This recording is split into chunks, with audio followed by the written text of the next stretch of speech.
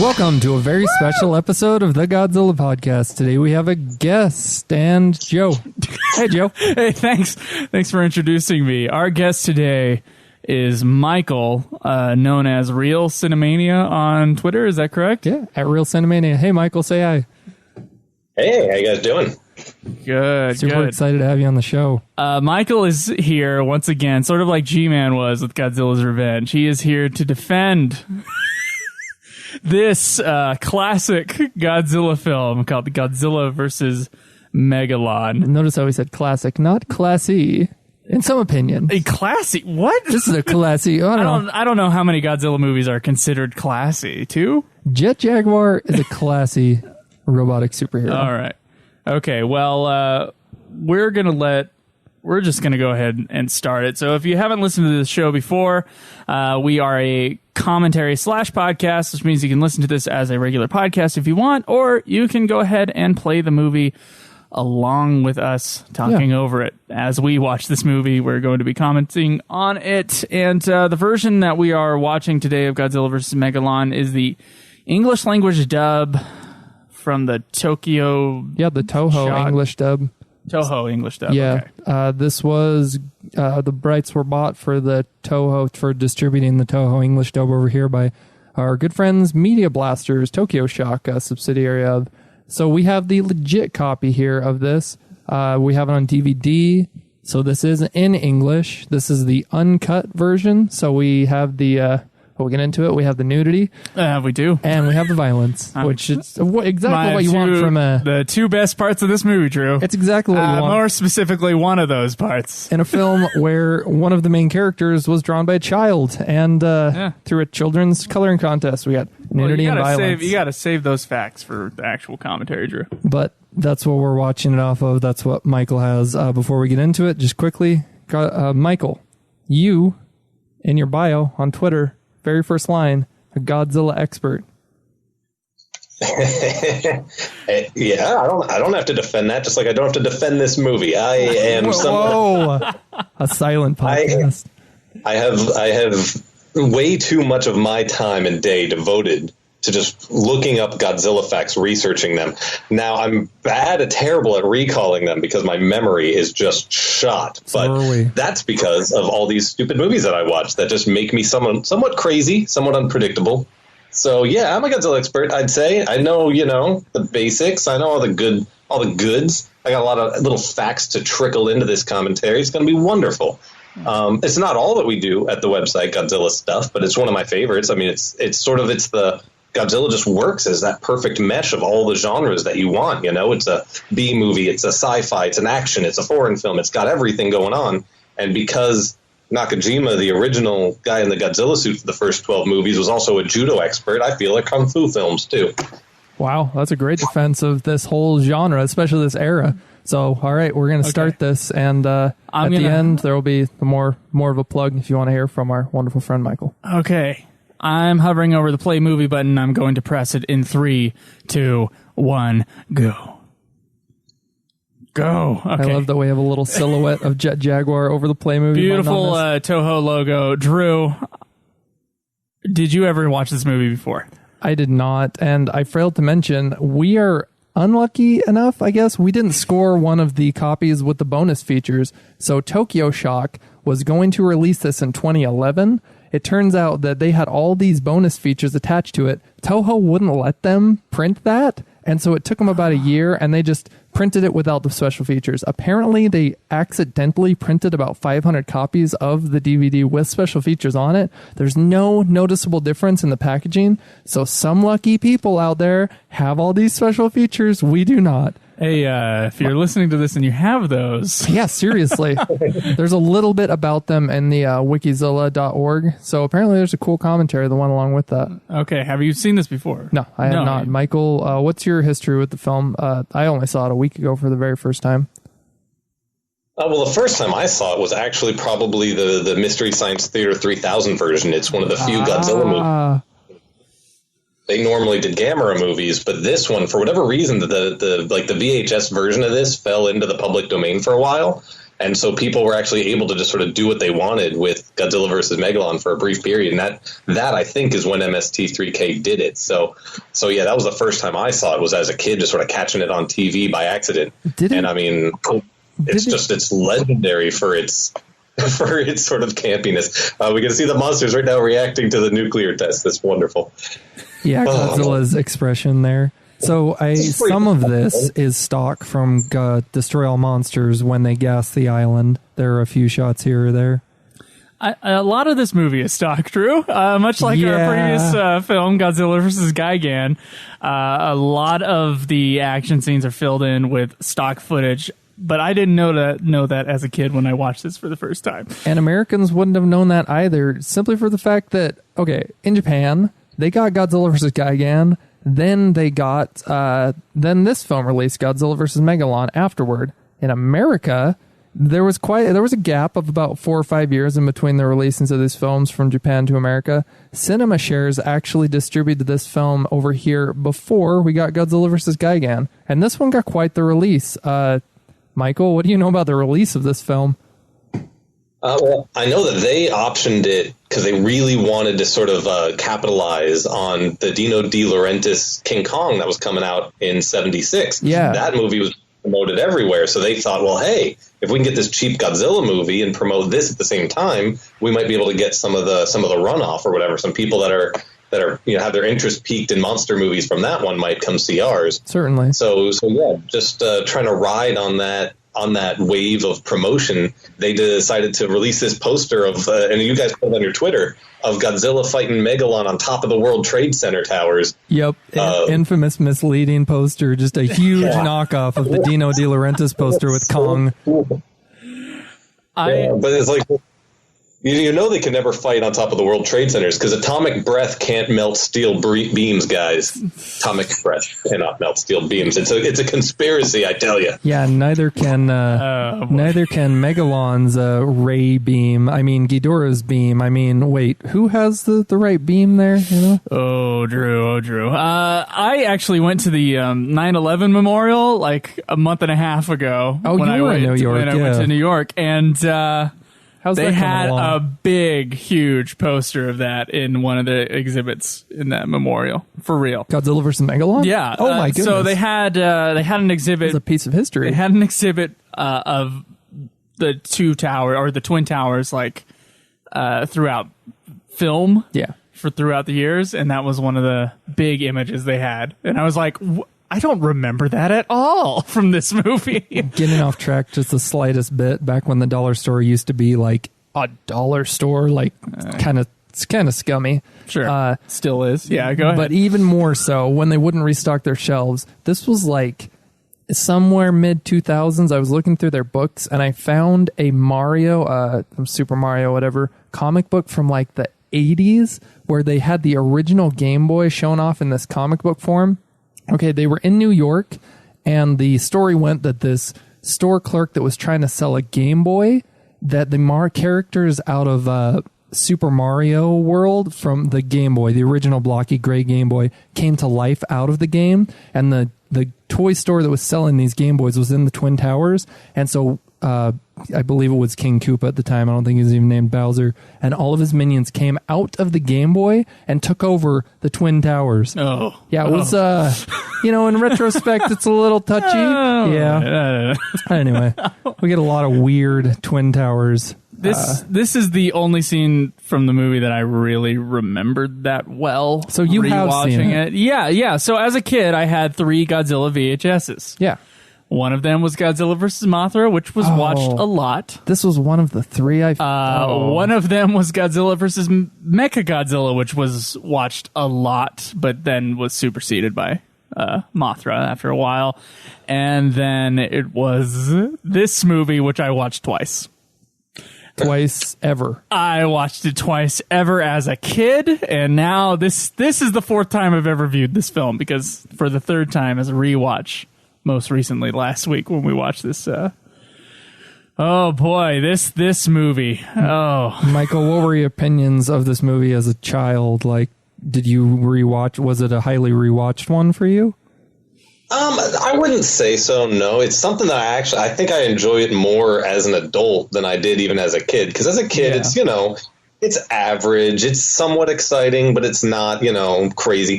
The biggest sort of fair criticism of this movie is that all the special effects shots, for the most part, are stock footage. There's only, one or two new special effects shots that they actually shoot for this movie. Yeah. So that's somewhat a criticism. But like when I was a kid, it's not like all of these things were coming out on VHS over here. It's not like we were, like you guys said, it's not like we were catching every movie every year as they came out. So it's like that stock footage seemed new the first time I watched it. Like I wouldn't have known any better. I didn't know any better till I was an adult.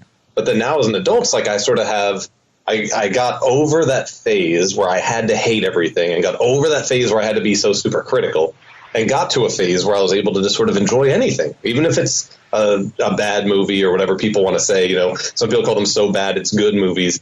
I just think that all these movies, as long as they're entertaining, they're good. I don't necessarily need them to have crazy deep subtext and layers and layers and layers of like metaphors and all that. Like I don't need that in a movie. Like I went through that phase. I did my indie film phase in the early 2000s, and I matured and I got over it. And now I can watch stuff just to be stupid. It's like I got to work all day. Sometimes when I get home, I just want to unwind. I want to have a few drinks. One of the original special effects for this movie is this scene right here. Kids out on the raft, and then the water starts churning in this lake. It's a cool miniature. Yeah, all his two dads. Are on the beach. I don't know what their relationship is. It's a very progressive film. And then suddenly, they need to get the kid out of the water, so they do that. His paddle boat is still going, and then essentially the lake is draining, into this cavernous sort of thing after this big earthquake happens. It's a big mystery. I would say the one special effect kind of sequence that I was really like, oh yeah, this is cool. Of course, it ends at, let's see, we're at minute 8 here. Oh yeah. And then afterwards, it's pretty much stock footage, or in my opinion, some kind of awkward kung fu from here on out. I do want to comment on your movie watching philosophy. I'm sort of trying to get over the hypercriticalness. Like when I decided I was a film buff at age 16. Yeah. Like it was all, you made that decision. It was all art films. It was all Best Picture nominated stuff. I don't think you said it right, Joe. It was all art films. Or all foreign films that these really highbrow things.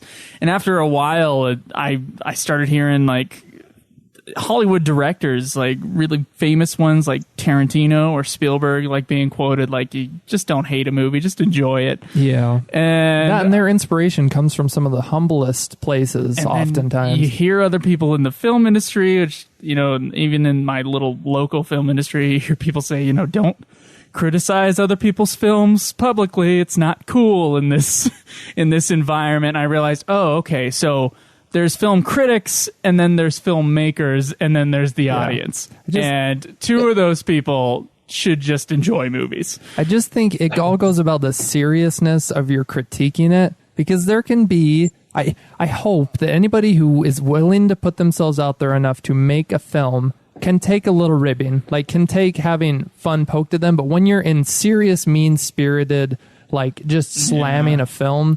There's no need to do that ever, even for the worst of films, even for films that aren't so bad they're good, but they're just bad. Which tends to be pretty popular.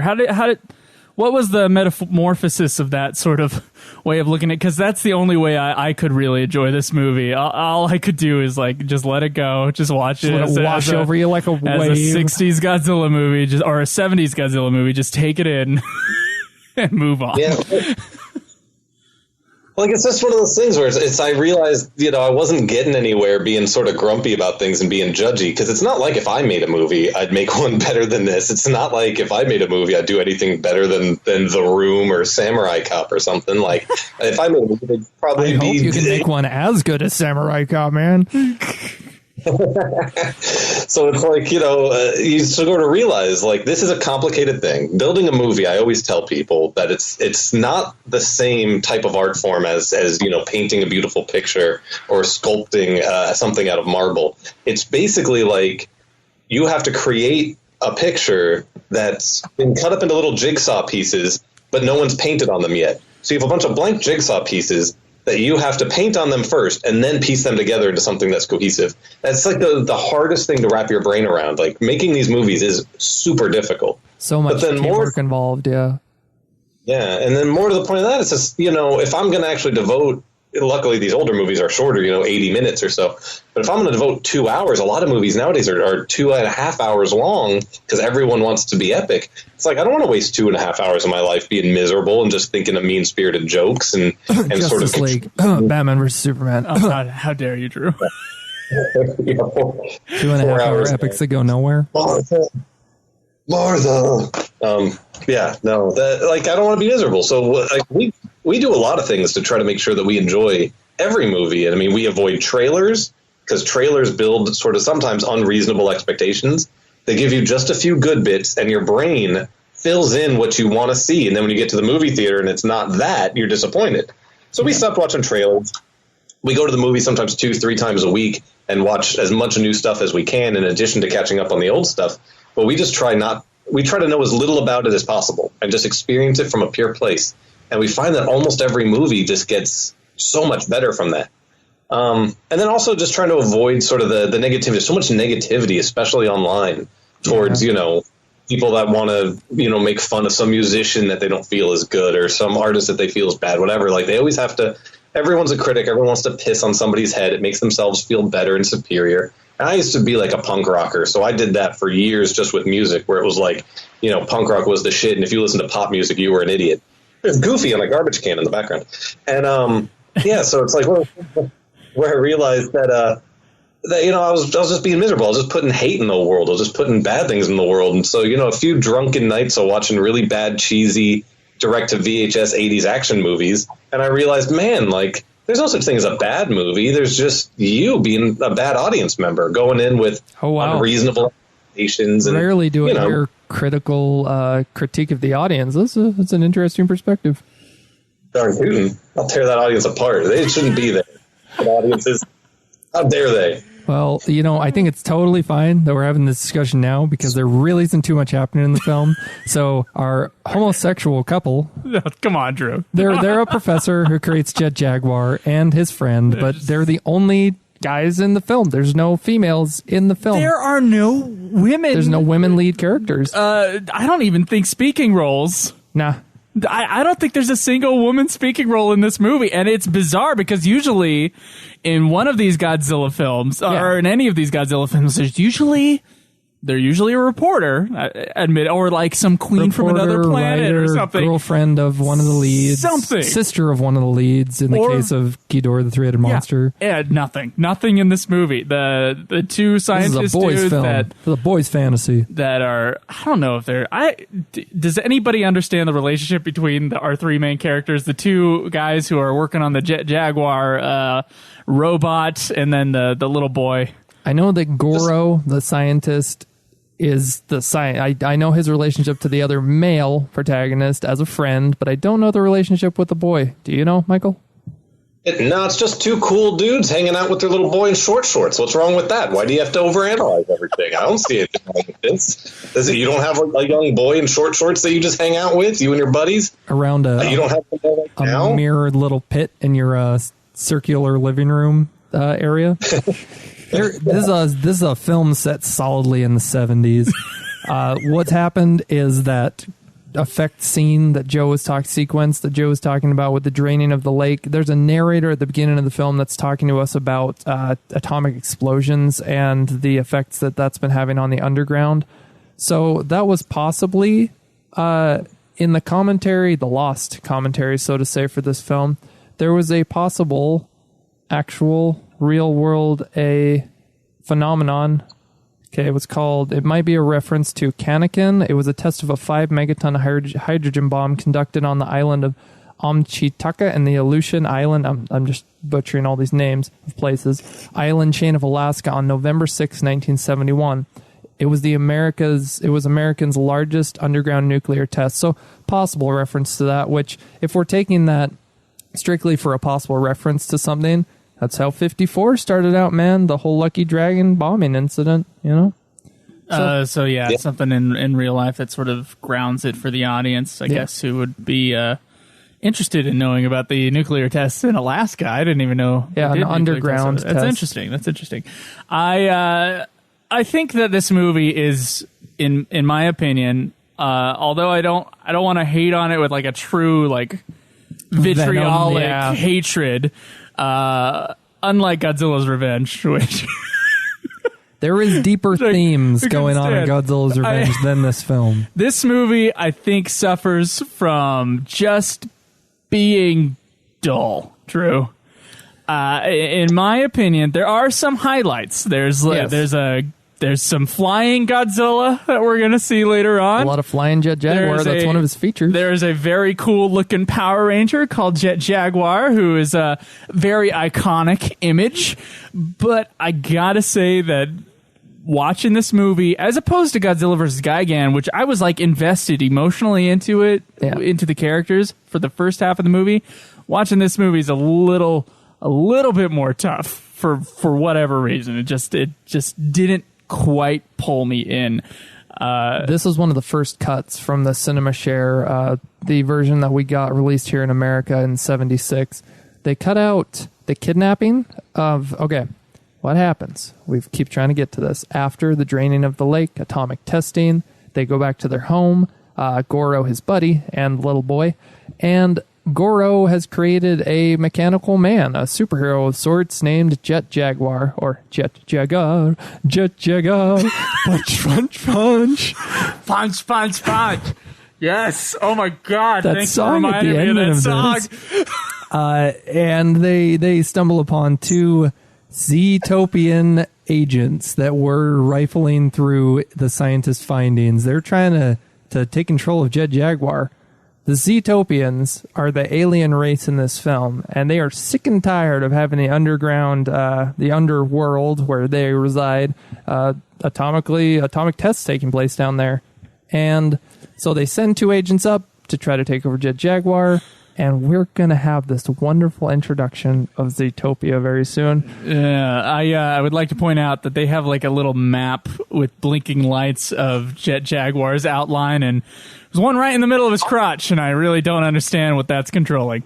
What weapon was that wasn't shown off in the film? Or what function? What function does a robot need in its crotch area? It's where you fill them up with oil. It's the reverse of urinating. Jesus. Then also, what was cut here? That was just came out just off the top of my head. All right. What was cut also is all the violence. They kidnapped the little small boy.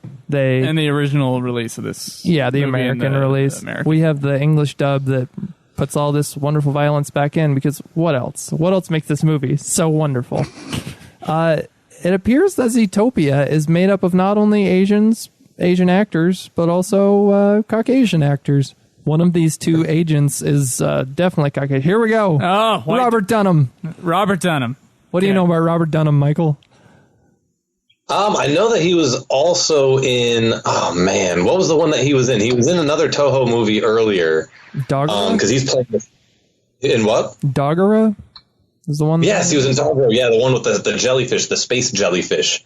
So yeah, he's just. It definitely stands out, right? Hey, there's your only females for the whole movie, so enjoy. Yeah. I enjoyed that very much as a 11-year-old. The slow motion dancing. That's all I had. They're in big condom suits. It's really strange. I don't know what they're going for. But they're Zootopia. To those who have never seen this film, to those who have never seen this film, that description totally is what they're wearing. Awesome. Yeah. They're in white bikinis, and they're wearing like shower robes, like the shower. They're wearing shower curtains. They're wearing shower curtains. Oh my god! With cone headphones. Thank goodness they're see-through white. Otherwise, they would resemble a certain hate group here in America. Yes, they would. But Robert Dunham, a commanding performance as the Emperor of Zootopia. In the 70s, I mean, you talk about being such a fan of these 80s films. Men were allowed to be hairier back then.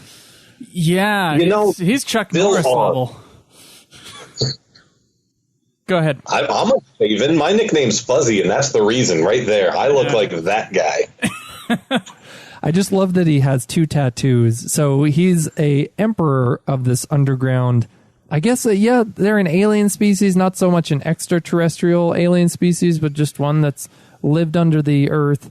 There's some plot holes to this film, one of which I read was that although they haven't yet to make contact with the above world, and I swear somewhere it's flippantly mentioned that they've created an underground sun similar to Atragon, that underground species. So that's how they subsisted under the earth, because they created their own sun. Anyway, they haven't contacted us on Earth, and yet they have the ability later to call on the M Space Nebula Hunter aliens from the last film to summon forth Gigan. They're calling Gigan as an ally. So they haven't contacted us, but they can contact way out into space to get a hold of Gigan to help fight with Megalon. It is pretty much just like Atragon. Yeah, I mean, at least the antagonists are in a similar sort of position. So, the underground, or in the case of Atragon, it was like underwater. Underwater? So it's still under the earth. It's but under something, right? Under sea. And it's this separate race that created all these great things for Atragon. It was Atlantis. Honestly, if you want to contrast Easter Island. If you want to contrast the budget differences between Atragon and this film, our introduction of the underground alien species, because that was a huge scene in Atragon. There was a ton of extras, and it was pretty extravagant. This is right in the middle of the cheap Godzilla movies. Yeah. What's your opinion, Michael? Megalon is making his first appearance. Oh, he's beautiful. I mean, Megalon is one of those really just strange-looking creatures. He's like a beetle creature with drills for hands, and he's just sort of so, like, out of this world, which is what you want in these movies. Like you were saying earlier, that one of the things that sort of bores you about this movie is a lack of attachment to the human characters. And I don't know, I have a lack of attachment to most of the human characters in all the Godzilla movies. I'm pretty much here for this, for the monsters, and that's it.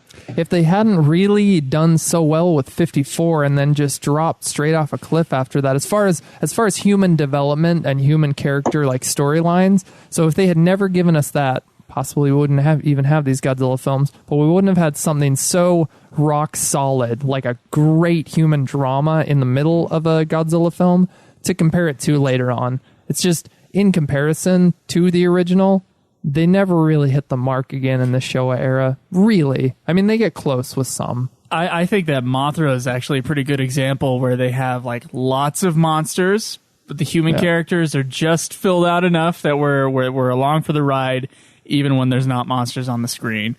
I would argue that since we do have large sections of this movie without any monsters in it, that sometimes it does get a little slow, like in this section right here. Even though they're kidnapped and it's all crazy, I can't remember reading whether or not the VHS releases of this film throughout it would have been 80s and 90s, I suppose. That's when it erroneously fell into the public domain. Mostly I'm hearing, Michael, that it was never public domain. What's your opinion, or what do you know on that? Because there was a lot of releases of this film. Yeah, I just know that it was sort of like I had heard that some of the VHS versions, whatever the cuts were that were made that one different, had just not been renewed or whatever, and so those fell into or one of those fell into the public domain. I'm not sure if that's even accurate. It's just what I've heard. The internet, everything's true on the internet, right? I read it online, you guys. And nothing contradicts itself either. So what I'm saying, though, is did you have the cut version as a child? And I don't know if you would have remembered this, Joe. I guess you only saw it twice. Did you have the nudity? No, I did not. I would have been on that thing like white on rice. And you, Michael? I most certainly did not have the nudity in my VHS copy. Did you remember having the pinups in your version? No, just on that, as a kid, when you're really young, you do find like those little brief moments in a VHS. You can wear them out. Like, I remember my cousin showing me the opening sequence of Lethal Weapon where the girl is standing up on the railing. She's all coked out of her mind and her blouse is open and her breasts are exposed. Like, I don't even care that she's drugged out of her mind and she's about to die. We're like, freeze frame. Yeah, you're a small chick, exactly. my experience. Well, and here we have it. Yep, there we go. Here we have at least one of the second cuts of the film for the Cinema Share original distribution, and this certainly would have been cut. So that 76 release it did well. It's talking about how well this movie did in Japan. This was the first Godzilla movie to sell under 1 million tickets, just under. It was like 900 something thousand. But then here in America, within the first week, in just 2 cities being released, it was because of heavy promotion, which to me mirrors the Rodan promotion of the film. I believe it was New York and somewhere else. It made about $380,000 in theaters in 2 cities on its opening. But then pretty good, actually. Yeah, then there was a so primetime releasing of this film. How weird is that to have taken of all the Godzilla films to have had a primetime television showing this film? Yeah, this one. Yeah, that's odd. But they did, and John Belushi was in a Godzilla suit to promote it. I was looking for a clip of that, and I could not find it anywhere. It might be lost. I've seen still frames of it, though. Okay. So this is, of course, the John Belushi of Animal House, Blues Brothers, SNL fame. Yep. Very, very famous. There's the crotch dot, by the way. Okay. I was going to say something. Oh, yeah. So the Playboy centerfolds that are in the back of the truck. So it's not like, for those who haven't seen this movie, it's not like there's a close-up of the nudity in the film. It's just like, it wasn't in our movie because, of course, it's like, ooh, you can't put nudity in a kid's movie. That's not okay, right? Apparently they can. They can in Japan. That's fine. At least it was fine at the time. So there were these. It's not front and center. It's in the background, but you can see it. That and anything else happening in that scene, because it's just a scene of 3 men in a truck as they're trying to. So the Zootopian agents came back. They took Goro and the young boy, stuck him in a cargo container, and are driving them off to dump them into a reservoir in some lake. But then the drivers in the front that it's showing in like a wide shot of all 3 of them, that's where the pinups are. The pinups, by the way, Playboy centerfolds of Deanna Baker and Gloria Root, if you want to look that up. And between shots, like it has one shot of them talking and the pinups in the back. The second shot of the seemingly the same scene, the pinups change. I don't know if it's the same Playboy centerfolds, but we have different pinups. Basically, anything else that's happening, anything they're saying, or any way they're acting, we're not paying attention to that. We're paying attention to some Playboy pinups in the back of their cab. Drew, just grow up. Just pay attention to what's going on in the movie. It's just, even if you're not sexually interested in that, it steals your entire interest in anything else in the scene. You're absolutely right. No, that's the right frame of mind. You got to make your own fun, because those guys, I mean, who even cares what they're talking about? Kidnap some kids? I don't care. Show me some boobs. I'm down for this. Yeah, they keep hitting their heads on the like metal cargo crate that they're rolling around in. Who cares about their pain? The last time we saw exposed breasts in the Godzilla series, of course, Godzilla 1954, some islanders, and it's not that fun. Joe, of course, would remember that nudity. You bet I did. I did. I have a sharp eye for that sort of thing. Said with a wink and a nod. You bet I did. So this is... Oh, yeah, Michael? Well, there was one other instance of nudity. I think it was Terror of Mechagodzilla, I think. They do this... The Showa era as well. Wow. Yeah, like there's just like a brief... And it's only in some cuts, but there's just like a brief second. It's technically like a cyborg woman or something that they're working on. But hey, looks like human breasts. It's fake, but it looks like human breasts. Good enough. Some human breasts are fake. There you go. We can find that middle ground. Yeah. Love for all. Zootopian agents. Okay, one thing that I got out of this, it's never stated explicitly through the film, but Joe, again, to take it back to Atragon, I guess it wasn't really explicitly worded in Atragon, but we certainly saw it through the characters. I don't remember the name of the underground race in Atragon. Neither do I. Those underground ones, they were like had superpowers. Not only when they touched something were they really hot, but they were like ultra strong. Right. I'm kind of thinking that's what these Zootopian agents have going on. Again, it never says, but they so easily overpower the Goro, the scientist, his friend, and then of course the little boy. I mean, it's not hard to overpower a small boy, but even when they're not using their guns or their little lasers, whatever. They just are able to overpower them. So I kind of just assume that they are much stronger than regular humans.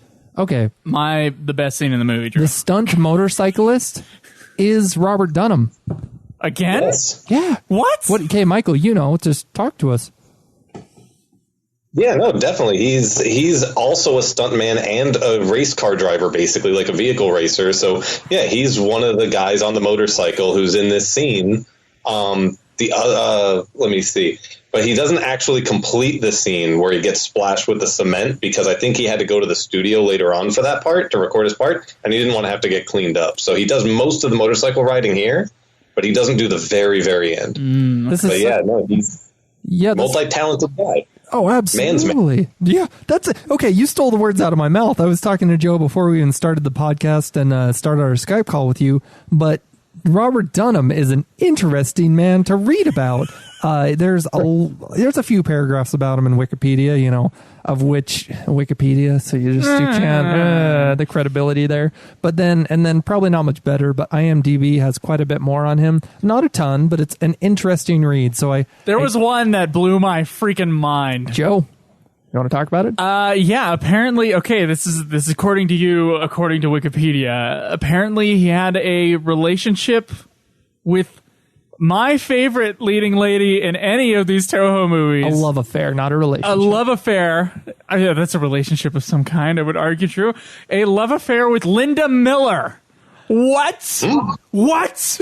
I don't believe that one bit, but what's your 2 cents on that one, Michael? Oh, I didn't know this. This is news to me. This is breaking news from the 1970s. Yeah. What was she from? She was from other stuff. Was she in the? Didn't she do some horror movies or something in the 70s too? Like she was in the film that ties them together was The Green Slime, where she's an extra, and then Robert Dunham played a real character in it. So here we see the substitution of Robert Dunham for an Asian actor when he has the cement poured on him at the end of the car chase scene. So in The Green Slime, because Linda Miller did not have a large film career, she played just a background girl, and I didn't see on Wikipedia Robert Dunham really being credited as one of the main actors, but apparently he was a character in the film. I don't know if he had a speaking role, but then it was just kind of a throwaway line, no citations on Wikipedia, but then there's small excerpts, and it doesn't talk about the love affair in the IMDb profile for Robert Dunham. Yet we do have an excerpt from like a 1980s interview with Robert Dunham where he stated for him acting, he didn't ever take it that seriously. So when you watch this film, you start thinking that, you're like, yeah, I can see it. He was just having fun. Anyway, with the love affair, I just think it's total crap. It comes from a book apparently. Go for it. We'll have to find this. It's by Steve Reifel, and it's called Japan's Favorite Monstar: The Unauthorized Biography of the Big G. That's where that comes from. That torrid affair that was apparently to have happened. Says he lost track of her after a while, but they had a torrid love affair at one point. Do you know anything more? Any speculation into this, Michael? I'm drooling because I'm seeing the girls in the background of the truck again. It's well lit too. I can't focus on anything else. That guy's beard is pretty intense, though, too. The Cetopian's beard. I'll tell you what. I love these Cetopians. From what you were talking about earlier, where they have potentially might have some super strength or some superpowers. Yeah. I mean, that feeds into a lot of the mythos that we get about the Atlanteans and the Lemurians and other so-called lost civilizations that have all these folklore about them. I mean, this is stuff that actually sort of feeds in rather well to it. So, I mean, the Cetopians are basically, for all intents and purposes, the Atlanteans, just done in a Toho movie. No real reason why they would make the name Cetopia, other than that they thought it sounded cool. And this whole movie has a lot of 70s vibe to it and a lot of 70s culture to it. So, they probably felt the need to sort of create their own thing. But yeah, these Cetopians are a really cool sort of arch enemy, and also they're cool because if you really are, the miniatures are great. If you're really sort of paying attention to the plot of the movie, the Cetopians are actually sort of the good guys. They're just sort of living down peacefully in their little utopia, they don't want to be bothered, but we're up here doing nuclear tests, and they're just retaliating. They're just like, hey, man, your nuclear tests are making us sick down here. You're ruining our society. Yeah. So they actually are one of those rare occasions of sort of an antagonist that is very sympathetic, even though they go about it in a very aggressive, violent way. Like they didn't just phone the topsiders or whatever they call us and say, hey, could you guys chill out? They just sort of went right to, hey, let's call a giant 50-meter tall beetle and have him come attack everyone.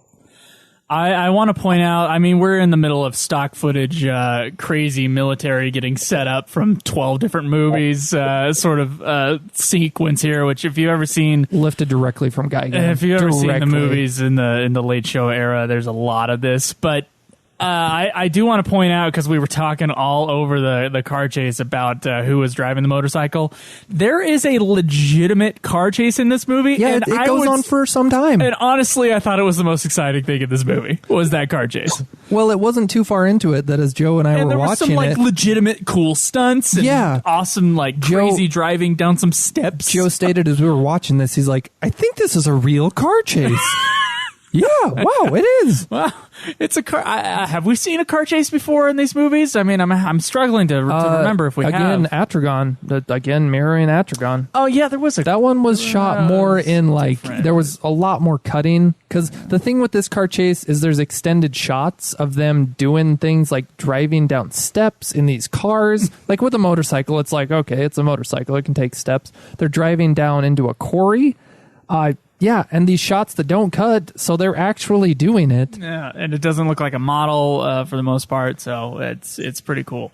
This sequence here, as well, is a notable sequence. So the dudes driving the truck, they're about to dump the little kid and one of the scientist guys out, who are in this in this crate, a big metal container, container in the back of the truck. The truck lifts the back up as if they're about to slide down, and then they stop when they see the monster, and these guys are just in the truck in the metal container, and it's like, are they going to fall? Because they're just laying at a 45-degree angle, all the weight's in the back, and the entire time you're watching this sequence, you're like, when are they gonna die? When are they gonna plummet? Because they should be dead. They should, by all rights, be dead, even with what Megalon does to inadvertently save them, air quotes, as they fly through the air. Okay, this is really the only original from this movie, made for this movie, not lifted stock special effects from other films. Aside from that first Atomic, the draining of the lake, this is our second special effects film for this movie. How great is it? The breaking of the dam. The breaking of the dam, it's pretty good. It's pretty good. It's a great miniature set that Megalon punctures through the cement barrier of the dam, and then comes like... It looks to me like it's the actor in the suit rushing down through the water. So we're 40 minutes into this movie, Drew, and we saw Godzilla once in the opening. Yeah, and for me, Anguirus falling. So beginning, we see Godzilla, and it's a definitely a new Godzilla. This Godzilla looks different. Michael, you want to describe this Godzilla for us? I have no problem with this Godzilla suit. They call it the Meguro Goji suit. It was the shortest amount of time ever used to make a Godzilla suit. It only took a week to make. Yeah. That's like a myth, but everybody says it. So I assume, nobody else says otherwise.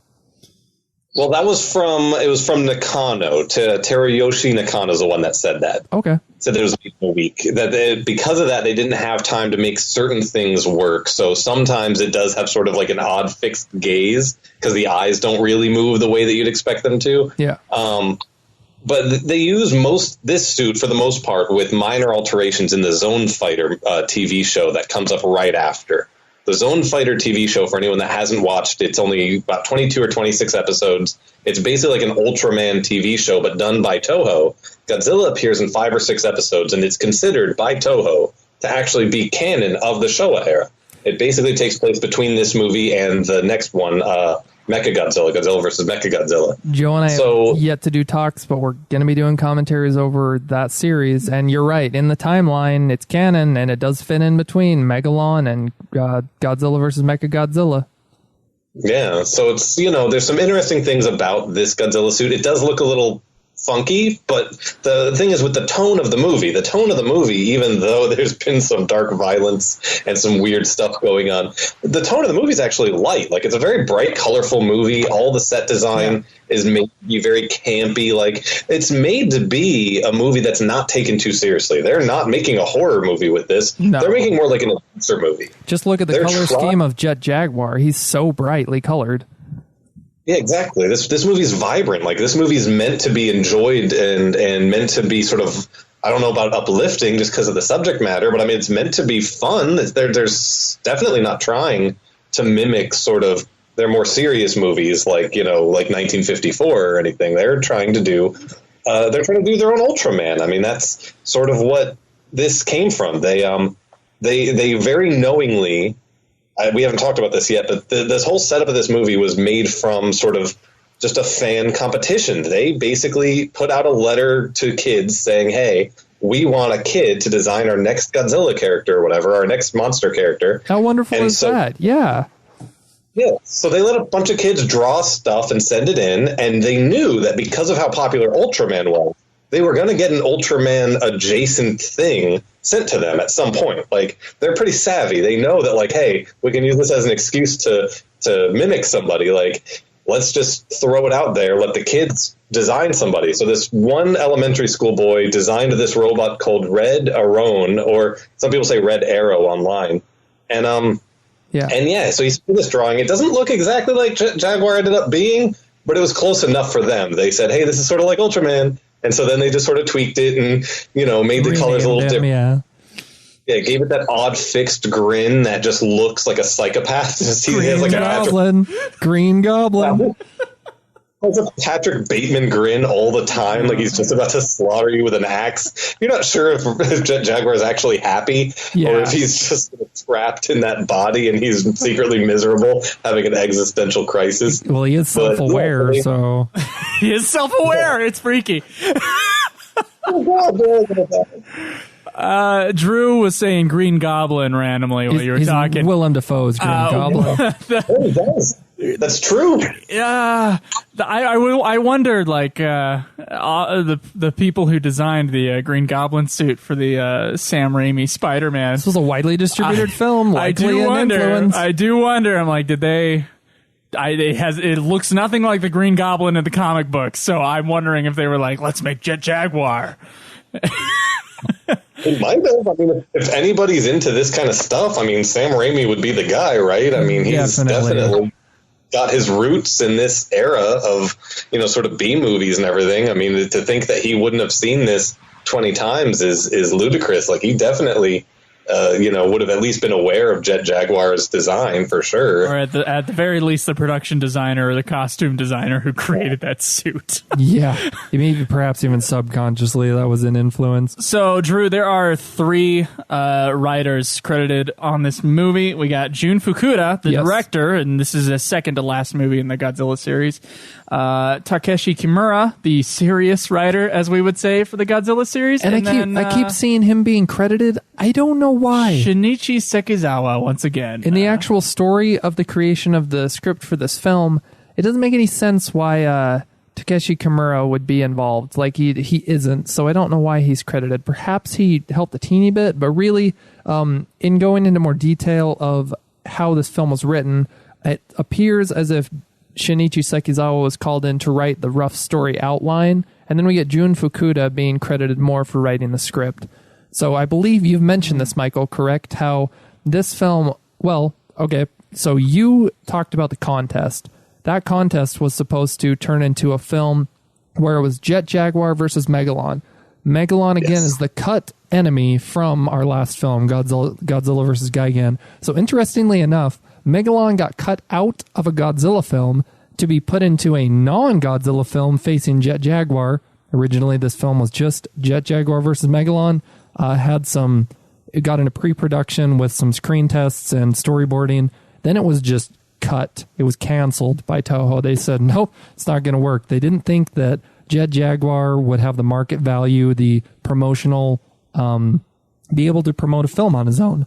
And then it was like some weeks later, Tanaka scooped it up, said, okay, we're adding Godzilla. So Megalon got cut from a Godzilla film, put in another film, and then Godzilla got added back into his storyline. Then this film was just rushed. This film rushed through I scooped up and re-revived pre-production, made the film in less than 6 months. Here's what I'm seeing. They shot it in 3 weeks. Yeah. I don't know if that's special effects shooting at all, but 3 weeks, Drew. Well, now we know why the Godzilla suit had to be made in 1 week, especially after Gigan's suit. Godzilla suit was just destroyed. And Gigan's suit, so I'm talking about the Godzilla and Godzilla vs. Gigan. That suit was toast. You can watch it disintegrating on film in Godzilla vs. Gigan. Then also, the Gigan suit was unusable, apparently. They built a whole new Gigan suit for this film. Oh, man. So I don't know how labor laws were back then for Japanese film. I think you can only shoot 6 days a week when you do shooting here in the States. I don't know. What is that? 21 days for an 80-minute movie? That's really tough. Like, I've been... And we wonder why they use so much stock footage. That's like 4 pages a day, which is like television shooting time. That's really fast. This movie felt like television, so you know. In a way, it does kind of feel like television. I would like to see when we watch Ultraman whether or not it like Zone Fighter or Zone Fighter, yeah, whether or not it's sort of like the same kind of playful tone. I would argue though that Jun Fukuda, having watched his Godzilla movies up to this point, kind of mixed in with the Ishiro Honda movies. He has a more playful style in general. Yeah. And I wonder if it's just the director's sort of preference. If Ishiro Honda was doing it, it would still have like the ridiculous plot, but he would like keep the camera still and like do these different things that would be much more sort of classicist in style. Yeah. And Jun Fukuda, lots of camera movement, lots of brightly lit colors. First time we watched, as Michael's pointed out, Ibira, his first Godzilla movie, it was a much brighter sort of happy piece, I would say, than everywhere any other movie. And we blamed Shinichi Sekizawa, or we credit Shinichi Sekizawa for sort of the lighter tone of the Godzilla movies as they get as they mature or demature, I would say, throughout the Showa era. But Jun Fukuda, I think, stylistically in his direction also sort of supports that. There is one, I will add my little directorial film flourish little thing. Jun Fukuda, he's getting obsessed with putting people in mirrors. He did it in the last movie, and he does it in this movie. There's a lot of shots where people are reflected in mirrors in the human character sort of scenes. We're getting our close-up of Godzilla's face here as so Jet Jaguar was successfully taken over by the Zetopian agents. They were controlling him remotely from the lab of Goro the scientist, from his home actually. It doesn't seem like there's any differentiating between his home and his lab where Jet Jaguar was created. This shot of Godzilla jumping off the island, it was from Ibira. So another Jun Fukuda movie. That's why it looks so different. Wrong splash. Okay. The purpose of the Zetopians taking over Jet Jaguar is in order to basically lead Megalon towards Tokyo. He doesn't quite make it there because Goro, the scientist, has a remote control. So he intercepts the communications between his home lab, the Zetopians taking over Jet Jaguar, and then he puts Jet Jaguar on the right course again. And of course, Godzilla Jet Jaguar just flew out to Monster Island to call Godzilla to fight Megalon. Here's where we get the beam that I was talking about. Michael, do you want to discuss the use of stock footage and Megalon's head beam? Wait, I'm not familiar with this meme. What's this meme? Oh no, beam, the head beam. the head beam. Oh, yeah, because he's using Ghidorah's head beam because they wanted it so that if they were stealing stock footage from the movies, that it wouldn't look out of place. So it's like they were stealing the head beam. What's wrong with that? You got a problem with that? Two monsters can't have a head beam now? What, you got 2 eyes, I got 2 eyes, you got 2 ears, I got 2 ears, you got 11 toes, I got 11 toes, we all have 3 testicles, right? I mean, come on. Are they? Don't have 2 monsters with a head beam, come on. We got Seriously. a comedian here. Well, it's just that this is the first time they've created something visually. I mean, we get a lot of reused monster cries. Just interestingly enough, we just talked about the beam. That was Ghidorah's beam. They just made Megalon's beam the same thing. Okay, so I want to clarify. Shot of Megalon with a beam coming out of his head, cut with stock footage of Ghidorah's lightning shock hitting buildings from earlier films. From Ghidorah, the three-headed monster. Yeah. Yes. But then the Varon cry, heavily reused from many monsters, which was just a weird version of Godzilla's cry, and that's what we get for Megalon. I actually really appreciated a lot of Megalon's different cries because he emotes well with the cries in this film. Another plot hole here, So what we failed to mention, really, is that how they escaped from the steel container, Goro and the small boy. Megalon breaks through the dam where they were about to be dumped off in that metal crate. Megalon seems to take an interest in that small truck that was about to drop that steel crate. I gotta say that cutting from the actual location where they were filming that, which I don't think it was actually next to a dam, it could have been, but I think it was just blue screen behind them, just a composite of the 2 shots.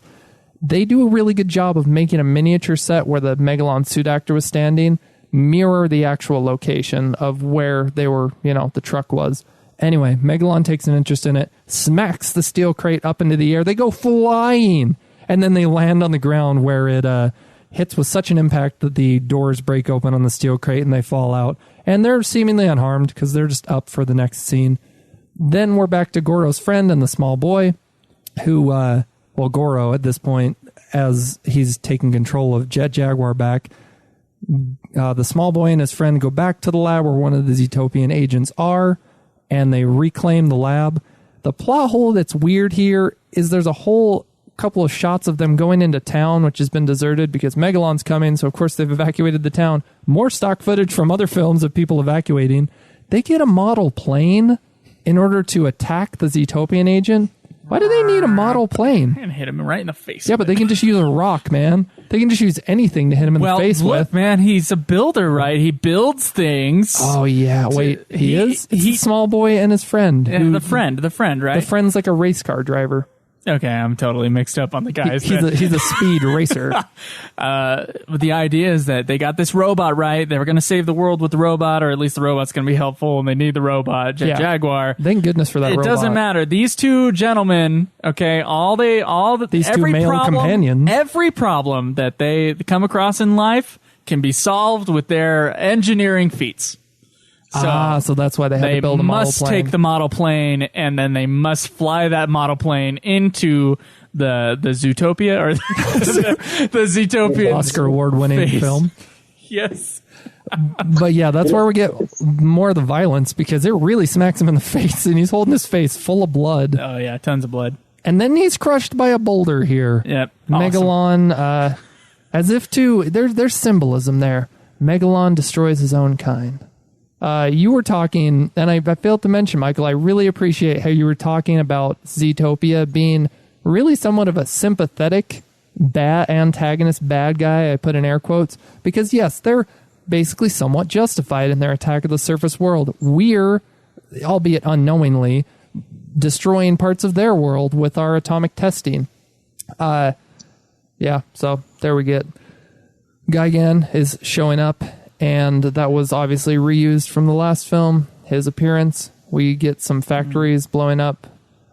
Joe, how do you think they did the effect of the bomb from Megalon's mouth? I think that would be like a reverse shot where they, instead of shooting it at him, it was like pulled with the string towards him, possibly to his mouth.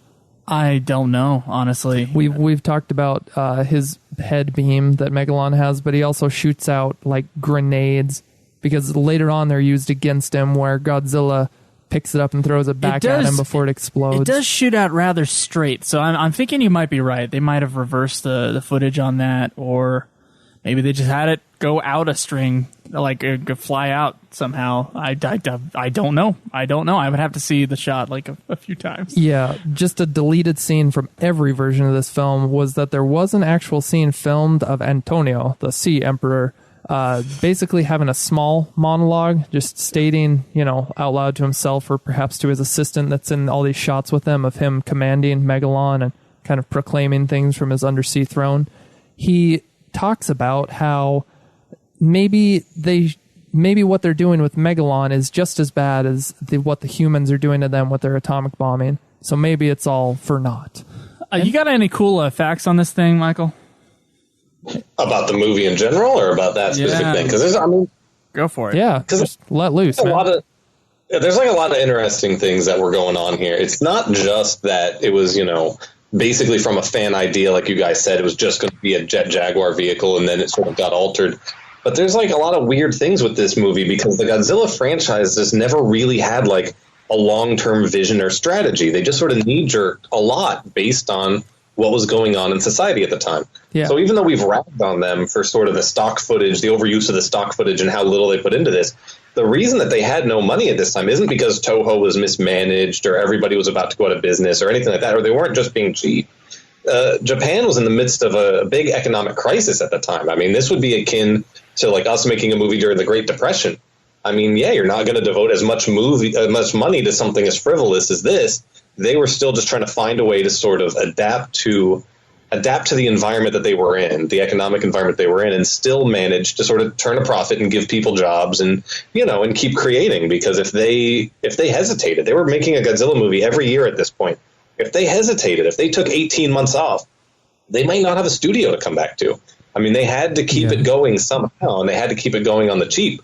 Also, I mean, a lot of other things sort of impacted this. This is the first movie where Haru Nakajima's not playing Godzilla. He had played Godzilla 12 straight times prior to this. Yeah. But this is the first one where they had to sort of turn over the reins to a new guy. Part of that might have been because this wasn't planned to be a Godzilla movie too. I mean, who knows? Maybe Nakajima would have done one more if he had known that this was going to be the way. But again, they were knee jerking a lot. They saw that Gamera was able to not necessarily outperform them in ticket sales, but outperform them in profitability. Like if you can make a movie really cheap, you don't have to sell as many tickets to turn a profit. I mean, it's really simple. So they just sort of realized that, hey, if we want to, not be beaten by the guys making the Gamera movies, we have to find a way to always stay present in the audience's mind, always stay relevant, but still generate sort of really unique things. So they were robbing sort of blatantly from the Gamera handbook and making stock footage filled things geared towards kids. They had the opportunity to take Godzilla as a franchise in a more serious tone, which I don't even know if you guys have covered it yet, but Godzilla versus Hedorah versus the Smog Monster, which I think was 1971. That movie was trippy and it was weird and it was more adult, and they could have taken it in that direction, and they could have had like a really interesting universe that built out of that if they had chosen to follow it. But Tanaka, the producer of all these movies up until the mid-90s, just he hated it. He was sick when they were making that movie, so he didn't really get to be as hands-on. He sort of let the director, Bono was the director, just go nuts. And when he saw the movie afterwards, he flipped out, said, "This is the worst Godzilla movie ever made," and banned, Bano from making more Godzilla movies. And I think that, personally, I think that was missed. I think they could have gone more in a serious direction and been sort of the franchise of the 70s at that point. See, I'm a adamant defender of that film. I love the direction that Godzilla took for one movie, and then of course we're back kind of back to where we are. The Godzilla versus Gigan, and now this film. The Japanese suit actor, by the way, he only gets one turn at Godzilla. His name was Shinji Takagi, sorry. Yeah. And well, this is the only mention you're going to make of him, so you might as well say his name right. He only gets one turn at Godzilla, or I think at any of these movies. So I wonder, I can't find any other information on him except that he was just Godzilla once. Yeah, this suit, the Megaro Goji suit, as Michael has mentioned, that will be used, at least the style of the suit, they changed the head, will be used through this film. The next one, Godzilla vs. Mechagodzilla, and then Terror of Mechagodzilla. It's going to be this style of suit, and this is the only suit where every single film has a different actor underneath. I think that you could tell, just personally, maybe it's just me reading into it, who the guy is underneath the suit, where his movements, he's very agile, he's very karate, sort of ninjutsu. What do you think? He makes slashy motions with his arms. It's like he's chopping the air as Godzilla. I like that.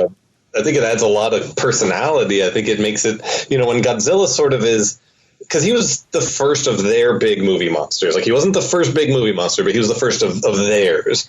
And so it was, at first he was cumbersome, and he moved so slow and just sort of, fumbled over buildings and sort of accidentally destroyed civilizations, basically. Like, he was tripping through Tokyo. It's not like he was purposeful in his movements. And then as they sort of progressed through the series, they were able to sort of get a suit that moved a little easier. Nakajima was really pivotal in that. He always helped them redesign the suits, and he would lose weight to fit into the suits better. He really wanted to be mobile as Godzilla, and I think that plays well, because as they develop these new monsters with these crazy powers, here we have a chicken with a buzzsaw on his chest and hooks for hands. Like, you have to be able to move to fight that chicken. You can't beat that chicken if you can barely move. Yeah, don't you think? So who has the advantage here? Jet Jaguar and Godzilla team up where they both have opposable thumbs, or the the Gigan or Megalon team where neither of them have fingers, but their arms are weapons. Drew, weaponized arms.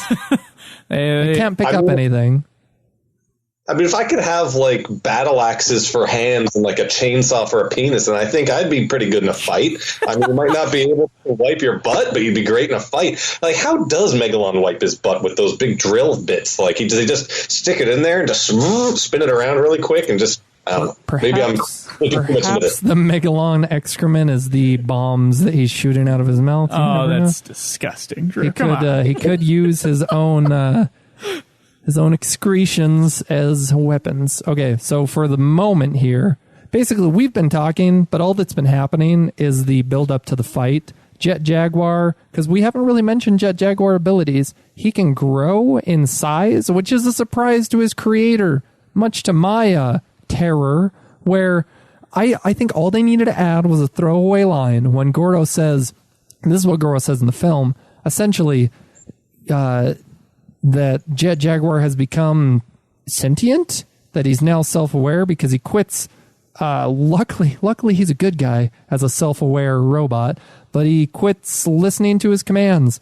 And when he grows from his human-sized form to Megalon and Godzilla-sized, it surprises Goro. That's scary. You have a robot that is directing itself that's giant monster-sized. Aside from that, obviously, he has had the ability of flight, and that was kind of his purpose for a minute there, was to direct Megalon to the destruction of Tokyo. Right before he gets to Tokyo, the Goro takes him over with his remote control device, and then really Megalon just does some destruction just on the outside of the outskirts of Tokyo. All stock footage, of course. But now... Here comes Rocky. When it appears that Jet Jaguar has been beginning to beat up Megalon, the Zetopians call Gigan, and then the odds are in the Megalon-Gigan team-up favor. Jet Jaguar's getting his butt handed to him. That's when Godzilla shows up. And you say Rocky? Yeah, he's like doing the arm pumping. He's got some swag. He's marching to him. forward, and we're dollying with him. He's like, "Oh, the hero has arrived." I just saw him lift up both of his arms. There you go. Da-da-da. There you go. So Da-da-da. the suit actors, by the way, I got the names of all of them here, and I'm gonna butcher all of them too.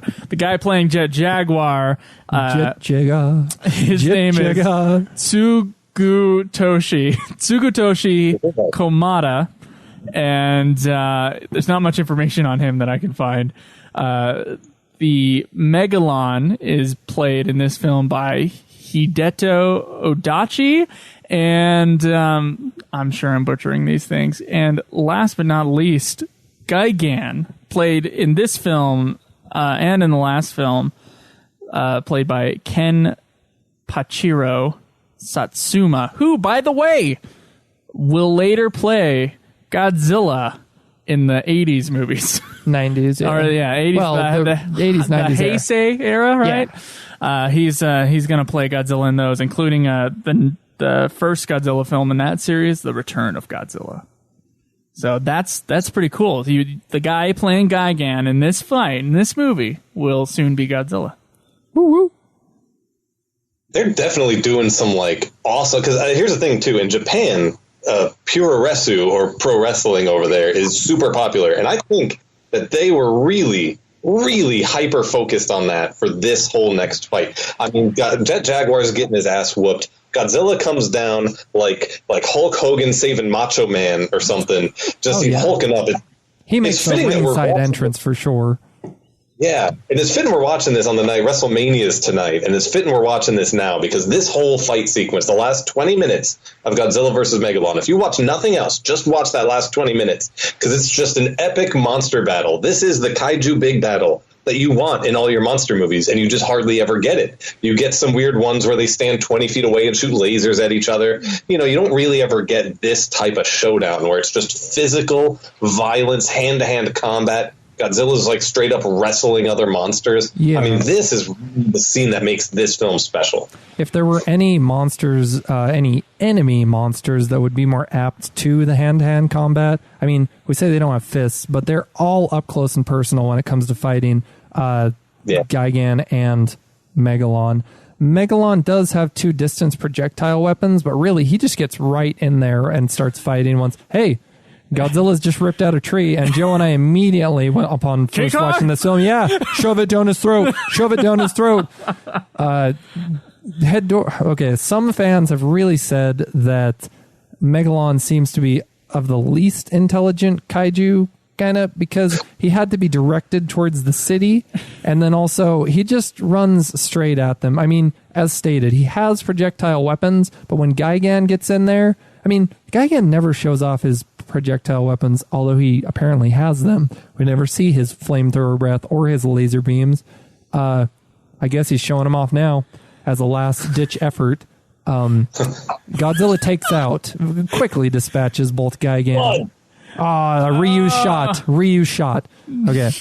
Godzilla quickly dispatches both Gigan and Megalon once he enters into the fray, and then Megalon, somewhat cheaply as he's beaten down on the ground, shoots one of the grenades from his mouth, and Jet Jaguar jumps to the rescue, it's like a World throws War II it back movie. at him. He grabs the grenade that landed right next to Godzilla's head, and just in time, he throws the grenade back. Right back at Megalon's cheapness. Otherwise, we could have seen Godzilla's head explode. That would have been terrible. It would have been terrible, Drew.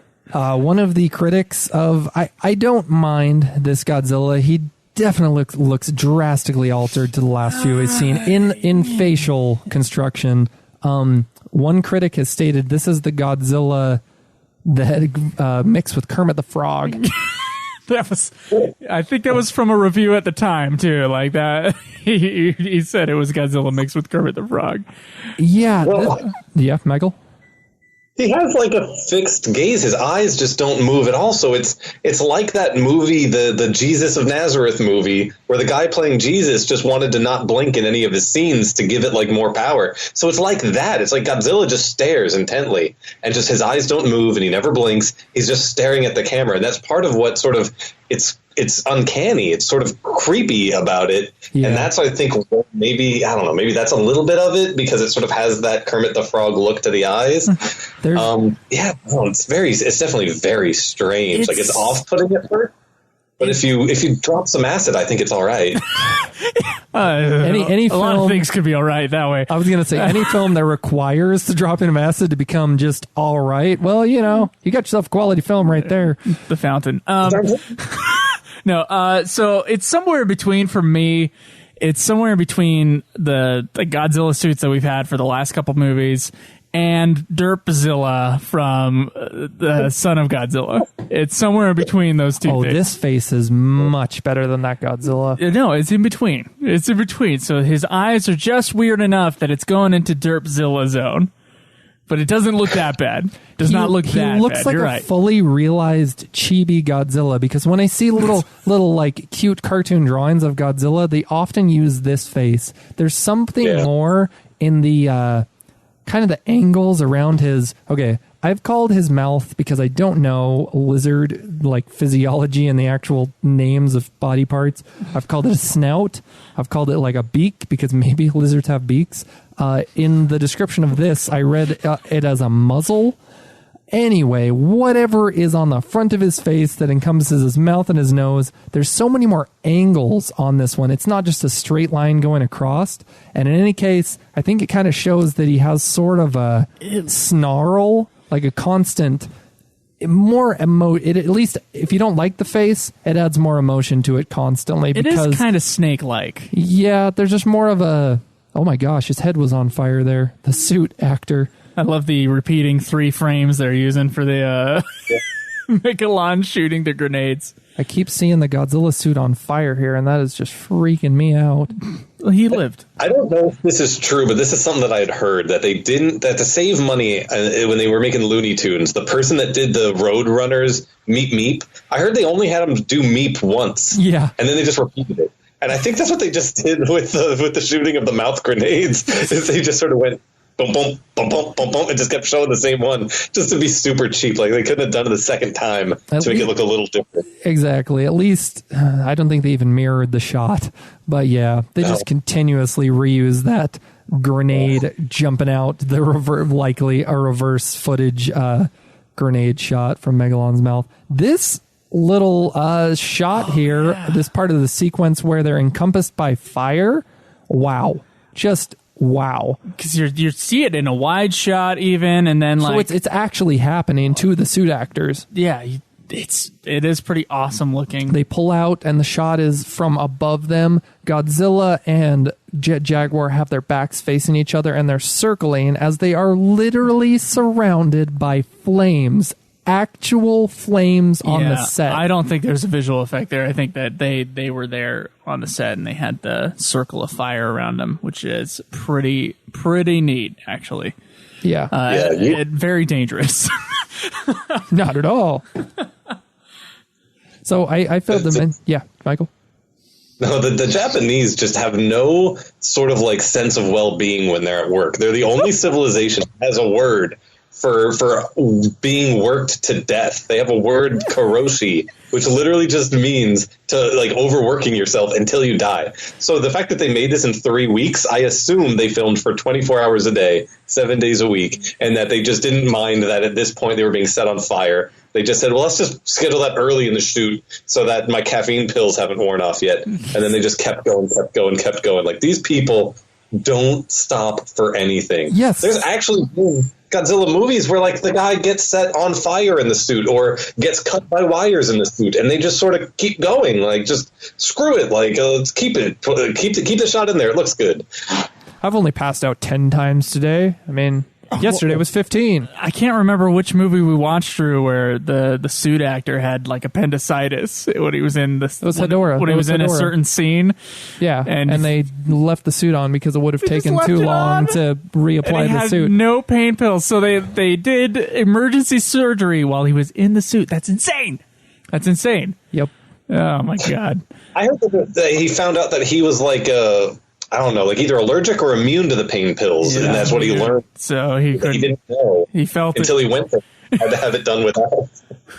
Which is not a fucked up thing to find out, by the way. Oh my god, I can't use anesthesia. Great. Yeah, he's under the knife already in the Hedorah suit. But yeah, as you said, Michael, really, the Japanese have no sense of self-preservation when it comes to getting the job done. Yeah, and the other thing about this Godzilla, aside from the really cartoonish face, which, you know, from certain angles and for certain shots, I think works certainly better than others. Hey, this is the destruction of Hedorah. We're basically done with the film. Jet Jaguar showed off his strength and flying prowess by Godzilla wrapped his arms around his neck, gave him a big buddy hug, and they flew out of it. Thing. Yeah. Jet Jaguar is holding Gigan. Gigan. He's lifting Gigan up. Oh, military press, brother. He's tossing him into the air. Oh, hell yeah. Atomic breath, brother. This is amazing. Best tag team in history. Oh, yeah.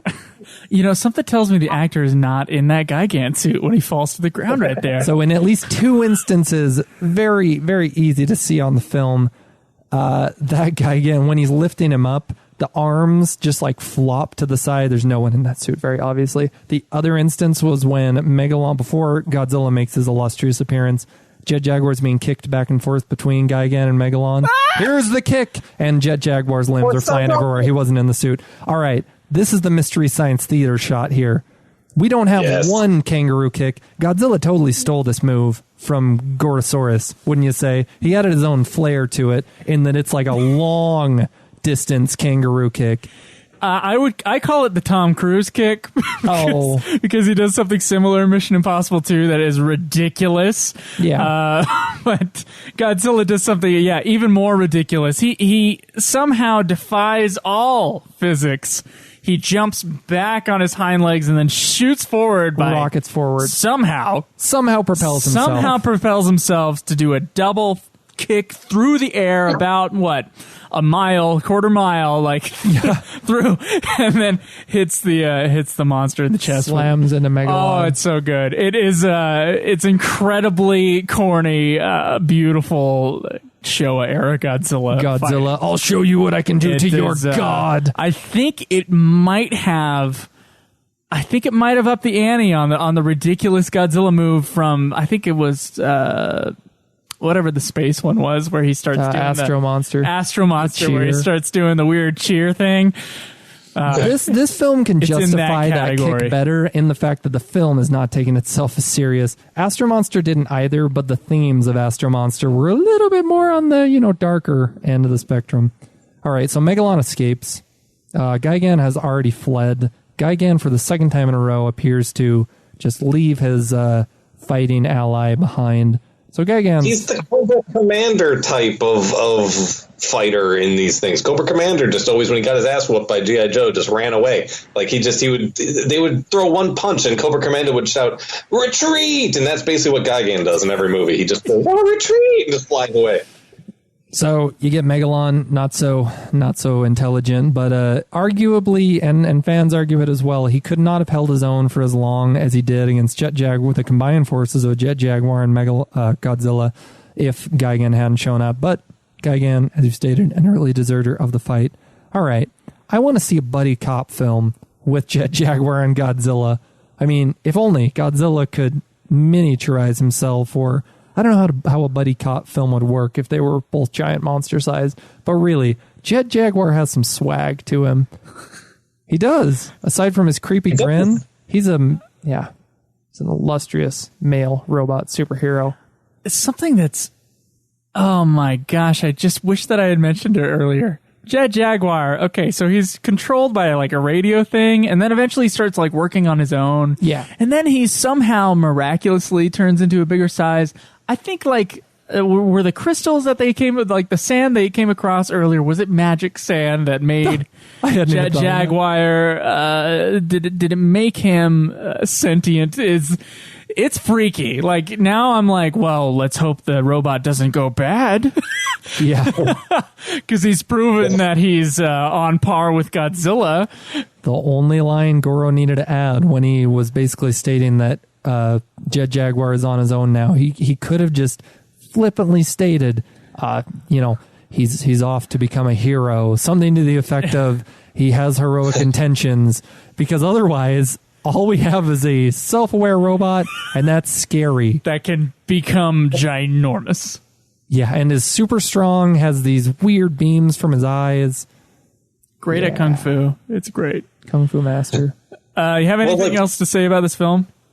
Yeah, well, that's the weird thing, is that Godzilla at his best is sort of like a chaotic neutral, like a force of nature that just sort of comes in to restore the balance. But Jet Jaguar doesn't have really any of that. Jet Jaguar, like you said, is just a psychotic robot with an uneasy grin. I have a feeling that the sequel to this would be a much darker movie along the lines of like a Terminator 2. Jet Jaguar trying to find his place in the universe. What am I? Yeah. What am I? that the best way to save humanity is to wipe it out of existence. And, like there's some definite, some uneasiness just letting this robot just wander off. Like, oh yeah, no, he'll be. I'm sure this won't come back to haunt us. I'm sure there's absolutely nothing wrong that could happen with this, unleashing this into the world. What's the movie? The one with Rorschach, Zack Snyder directed. It was a Watchmen. Whatever, Mr. Manhattan. I can picture just one of those. Jet Jaguar going off into space and, learning of his powers and growing. Oh, God. Yeah. Oh, boy. Yep. And it really is. It's played off as just cute and fun because, yes, Jet Jaguar does just walk away. And they follow him playfully. Oh, Jet Jaguar! I think this is where we get our theme song, right? Can you do this with us, Michael? Done it once already. I hope that we're on the same point in the movie. Well, though, yeah, that's the problem. I don't think we're quite synced up, so I'd rather not embarrass anybody here and sing the Jet Jaguar song. I only know the one verse and not even the full verse. Oh my God, it's a ridiculous song. Here we go. No, I'm not doing it. Okay, Jet Jaguar, punch, punch, punch. That's all I can squeak out. It's so good. Really, he's lovable though. We've talked about him being so freaky, being this AI that's gonna hopefully turn towards the light side. But yeah, they just walk off, and the small boy is on his shoulders. Is there anything we didn't mention, Michael, that you'd like to elaborate on or mention? I don't think so. I think I covered everything that I had in my notes. It's hard to remember at this point. Normally by this, it's almost 11 o'clock here. I'm a few drinks into the night, and I didn't stop just for you guys. So, I'm just over here like, I'm pretty sure we hit everything. Could have missed the most important stuff, and I wouldn't even notice. I had a good time.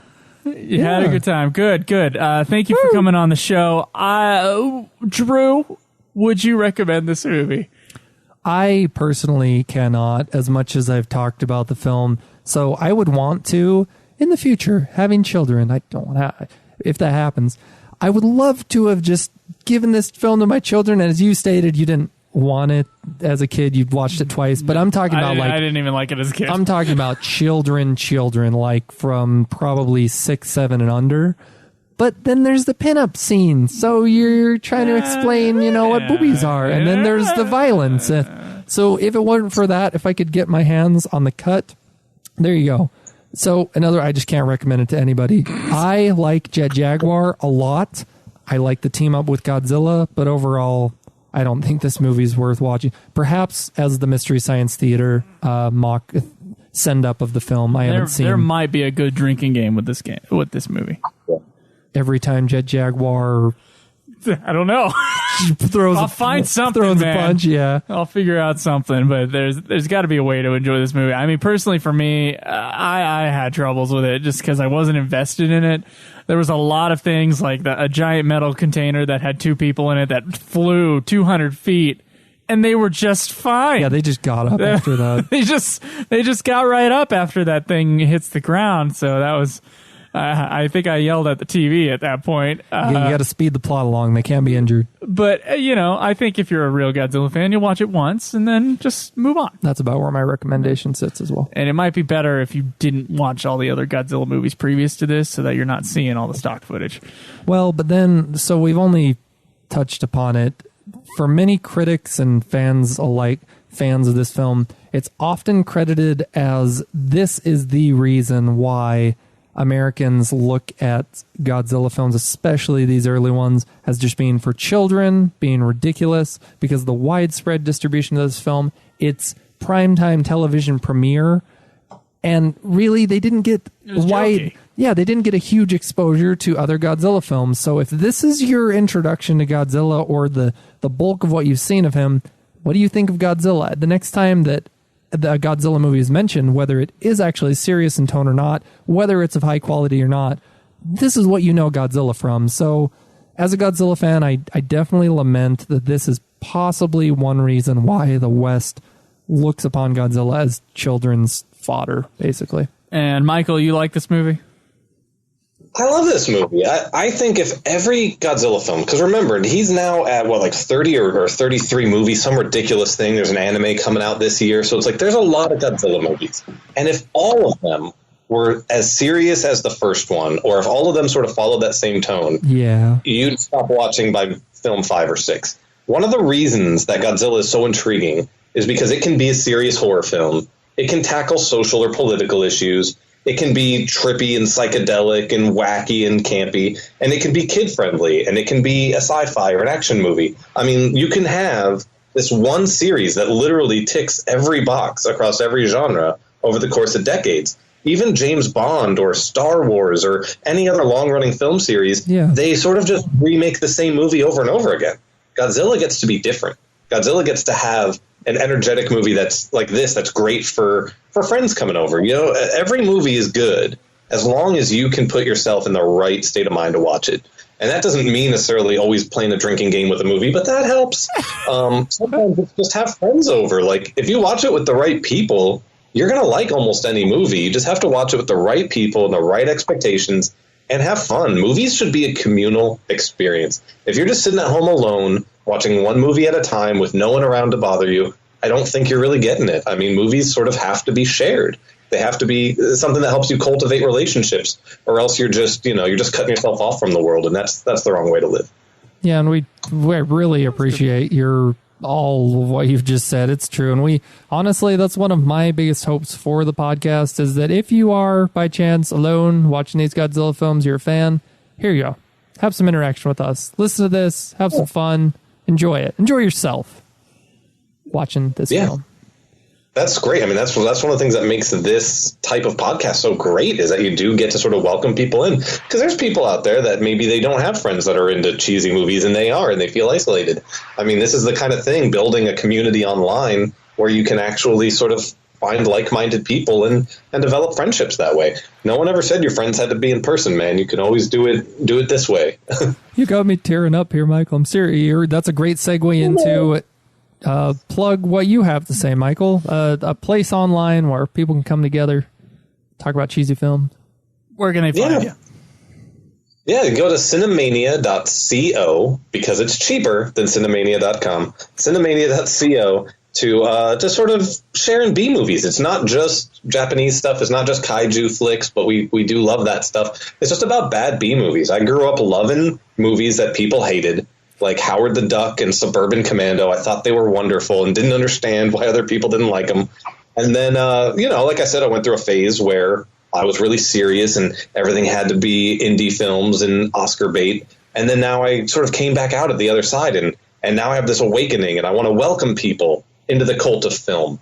The film cult can be a difficult thing to sort of penetrate. I want to welcome people in, share my experiences. You can share yours. We have articles. We tackle subgenres. We try to help you find movies you may have missed. We also have forums. And like I said, we're active on Twitter at Real Cinemania. We just like to try to have a place where people can come and just sort of chit-chat about bad movies. You don't have to agree with me, but you can sort of come on and share your opinion, or, hopefully discover something new. My goal is always that somebody comes to the site and either gets sort of triggered in remembering something they forgot as a kid, they lost when they were young, or that they discover something new that becomes their next favorite movie. That's always my hope. Certainly in creating this podcast, that's what's come up so often with how Joe and I watch this, is childhood memories, childhood feelings of the joy and the love, the excitement, the exuberance in your soul that you don't get from other things, comes through as we're watching these films and commenting on them.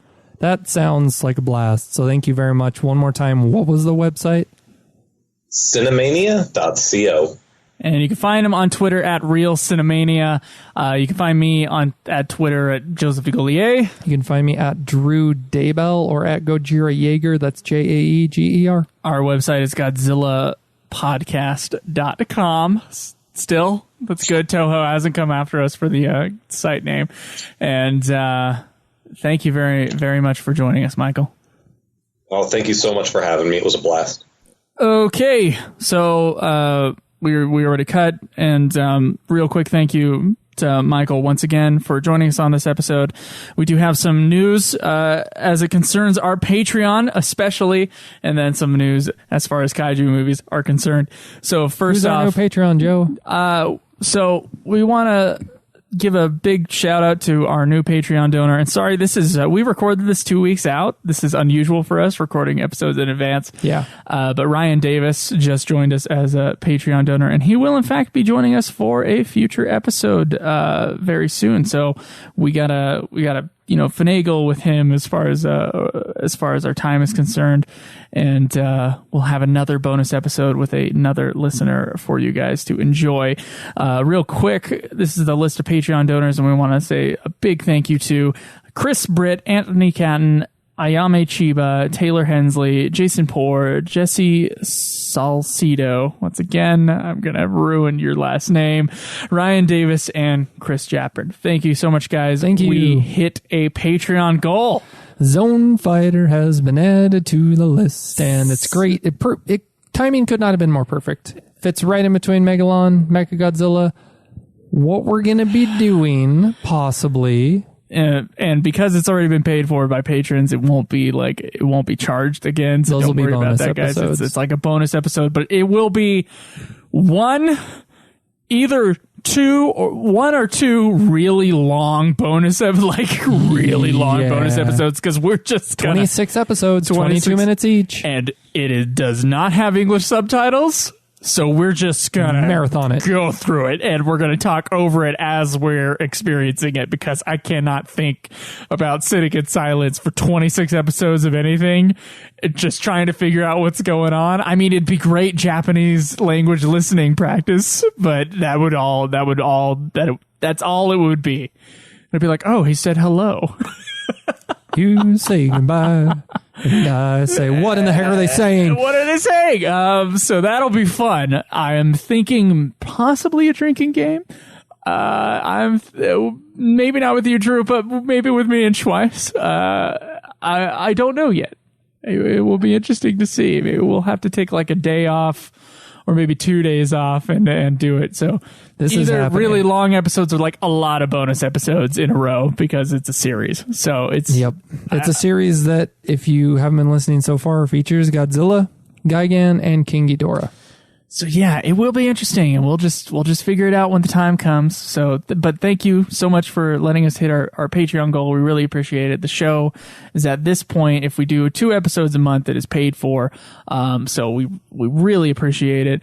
Oh man, okay, all right. So we'll figure that out. What is our kaiju news? Kaiju news, and it's good you said kaiju news, not specifically Godzilla. Kong Skull Island has released internationally. Currently, the grosses are at just under 500 million. That's overall around the world.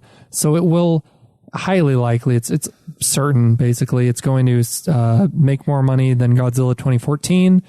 Right now, where it sits, the MonsterVerse has made over $1 billion internationally. And this is the new MonsterVerse. This is the Warner, or is it Warner Brothers? Yeah, at least Kong was distributed by Warner Brothers. It's all under Legendary, but how we're so we have, as stated before, if you listen to our bonus episode with Kong Skull Island, we have a successful MonsterVerse. At this point, Kong Skull Island is certainly profitable. I believe it was about $185 million budget. And then you basically double that number in order to get its advertising that is budget. Correct. Yes, not double the number plus the budget, but double the number. So it would be somewhere in the $370 million range. A movie needs to, and a lot of people don't know this, movies tend to double whatever they made in theaters. They tend to make that amount within 2 years after they're released. On the Blu-ray sales. On all ancillary media. Nowadays, video on demand. And even more for the Legendary and Warner Brothers, because they're getting a cut of merchandising as well.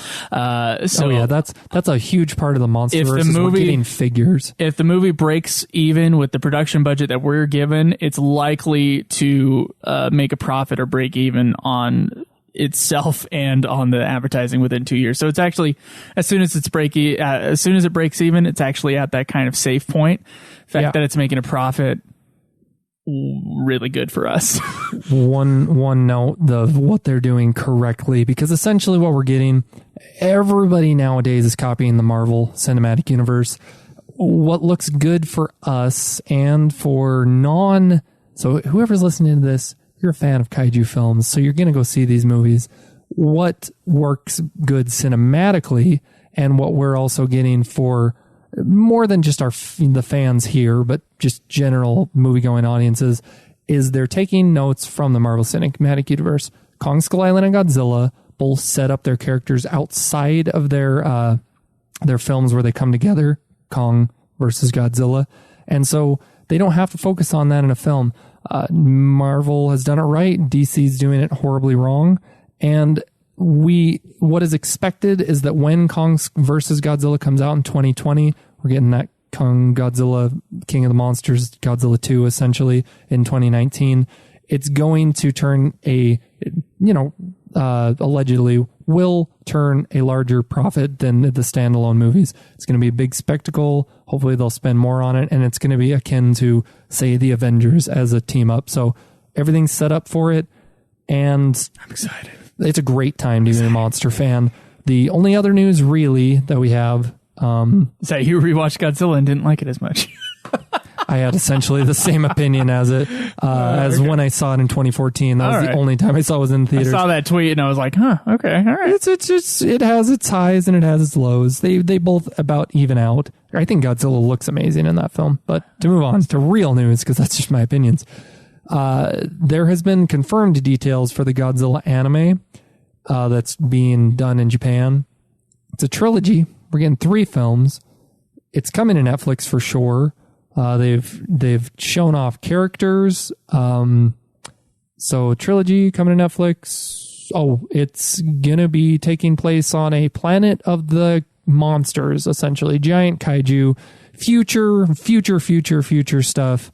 Godzilla's the ruler of a planet or something, and there's a lot of monsters on it. Really? It's gonna be out there. Instead of Monster Island, it's Monster Planet. Wow. Fans are really excited. There's a lot of... I was reading something where people were saying, these are the monsters that are confirmed in it so far. I don't know where they're getting that from. But yeah, that's what we have. And other than that, thanks to the Patreon donors, I believe that's it. Real quick. Yeah. This is kind of loose. Like everything we do. So... That's not true, actually. I do much looser podcasts than these. You don't understand loose until you've listened to a 3-hour episode of Nude Clan. I gotta ask you, our Zone Fighter, right? That goes in between this film and Mechagodzilla? And in between this film and Godzilla versus Mechagodzilla. Okay. Right here is where the canon, it fits in with the Toho canon. So we really do need to go pick up that DVD. Yep. Okay. I'm telling you, Joe. All right, that'd be the perfect time. I don't know about the other TV show Godzilla series, if we'll ever get to those, because those are later Patreon goals. But yeah, well, wow. If you like Zone Fighter enough, we're pretty close to Gamera now. So if we end this Showa era, we clean up, do all the rest of these movies that we just mentioned, War of the Gargantuan, Space Amoeba, the Mysterians, etc., etc. Showa era cleanup, doing commentaries on those. Gamera's added, we'll do those as well. Those are also bonus episodes as the Zone Fighter because they are paid for by Patreon. Yeah, so that is the next goal, by the way. So we're currently, and this moves around, so who knows. Currently, it's at $44 per commentary, which is really nice. Thank you so our much. Next goal, literally funding this podcast. You guys are amazing. You have our gratitude. At $50, we will be watching the Gamera movies as well. Joe, you say that with solemnity. I did not think that we would ever reach these high goals. Oh, God. Show. That's what's happening. Because I'm like, oh, shoot, that's like 16 more movies.